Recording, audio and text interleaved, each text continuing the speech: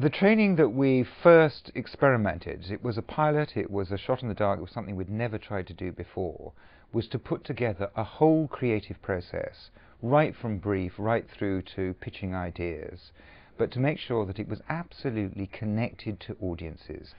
So what we came up with was a whole creative process, taking a number of producers from Radio 1 and Radio 2 through 5 very intensive days of meeting the audience, really getting to know them as people, so it's not just quantitative but qualitative data, and beginning then to help them to find insights about these people's lives, and then using those insights as springboards to generate and develop new content, new themes, new ideas around their programming, and finally at the end of the week, having built these ideas, to pitch them back to the heads of both Radio 1 and Radio 2.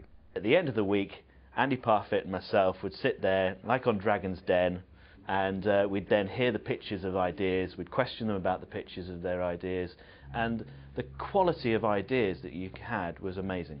I think the course was probably one of the best things I've done in Radio 1.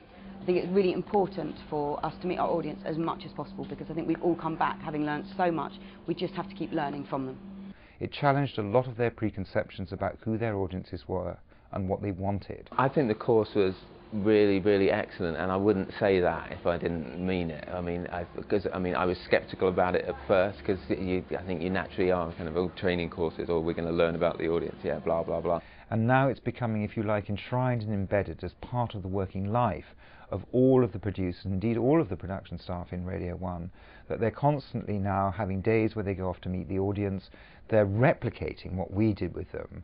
And the great thing is we don't have to do it for them. If you like, you know, the dependence is over, and they're now saying this is a great technique, we must do it for ourselves. As well as it being useful for production teams to do, DJs should be doing it, you know, because they're the people on the cutting edge. You know, we can guide them as much as we can. I just think it'd be really useful for, you know, Moyles to be wandering around a city centre actually talking to people. My idea of happiness is program makers who've got what they wanted from us and now can use those techniques, those tips, those tools, the experience that they had, and embed it and sustain it in their working lives. And that for me is great. And if they say, "We never want to see you again, Frank," I hope that's because it was a job well done.